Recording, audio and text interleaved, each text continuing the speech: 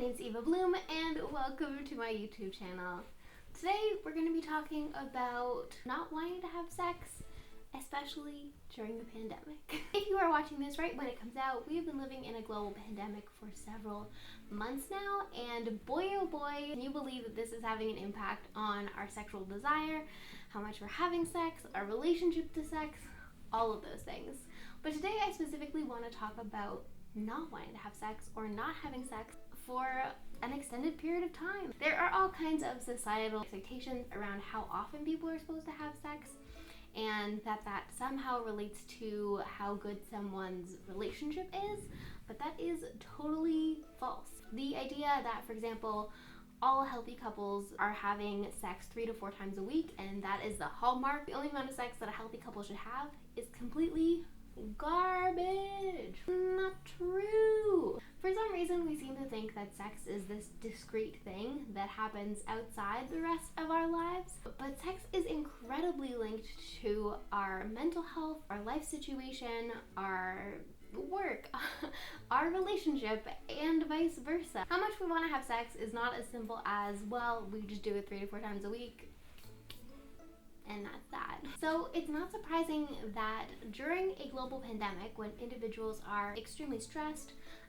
worried about financial issues, there's a lot of instability, there's a lot changing, that people's stress levels might be higher, and people might not be having a lot of sex.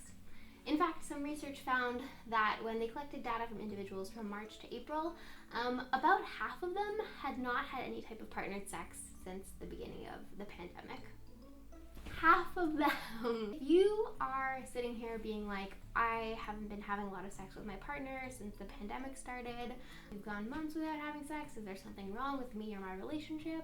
I'm here to tell you that there are lots of people who are also in your situation, and if you feel good about your relationship and you feel solid about the amount of sex you're having, then that is a-okay. I also want to share that this video is sponsored by BetterHelp, a service where you can talk to someone online, a counselor, about any stress that you're experiencing, a service that I have used myself for many months, and I will talk about it more towards the end of the video. Besides just the fact that stress is one of the biggest contributing factors to low desire, we are living in a global pandemic, there are lots of reasons why having sex less frequently is actually a totally normal and good thing. For one, let's talk about quality versus quantity. There is a benefit for having sex less often, but sex that is more pleasurable and more fulfilling, and you actually want to be having it. This actually links into some research comparing women in queer relationships and women in straight relationships. Researchers found that women in queer relationships have sex less often, but the sex sessions are longer and more satisfying.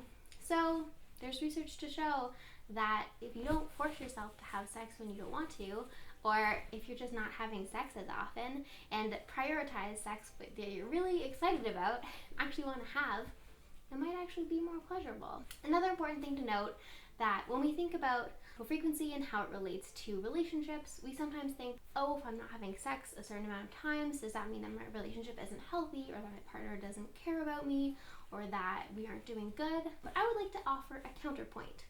A relationship where our partners provide each other space to express their sexuality authentically, whether that means sex a lot of the time or not so much of the time, and really giving each other space and showing each other kindness and being like, hey, there's absolutely no pressure. There are lots of other things that we can do to be intimate with each other. Really, what do you need? I only want to have sex if you want to have sex. That kind of mentality seems like a pretty freaking healthy mentality to me. And one truly that every partnership should have. And that includes around masturbation. There are lots of reasons why someone might want to masturbate. It takes less time, stress relief. You don't have to deal with the complexities of another human if you just want to have sex with yourself. Encouraging that type of exploration, even if you're not feeling partnered sex, is totally normal and cool. So I really do want to remind you to be kind to yourself as we move throughout this pandemic and we are living through times of uncertainty and stress, that you do not have to be having sex all the time. And not everybody is having a whole bunch of sex. Even if you are living with your partner, if you are spending more time with them, that doesn't necessarily mean that you want to have more sex. That's totally okay. And if you are struggling with stress related to the pandemic or not, or want to work through any of these questions or unpacking any of these sexual myths about sexual frequency, I would really recommend BetterHelp, which this video is sponsored by. I have actually been using BetterHelp for several months now because I'm a human being who is also living in a global pandemic, and I really appreciate the service. You can text, video, or phone call, whatever works best for you. And you can also choose what type of counselor you want. So you can specify if you want a queer counselor, a counselor who's a woman, a BIPOC counselor. Also, if you find that your counselor is not a great fit for you, you can press a button and then you can get another one, which is really amazing. So if you want to try out BetterHelp, you can try my link right here.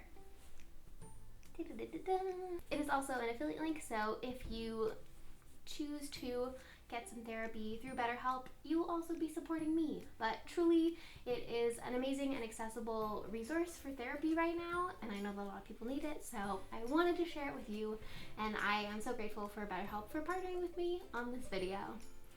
So, last words. It's really okay if you are not having sex right now. Don't feel pressure to. Not all your friends are having sex. Talk to your partner and figure out what both of your needs are. Encourage masturbation. Encourage other intimate activities and activities that allow you to feel connected and supported by each other.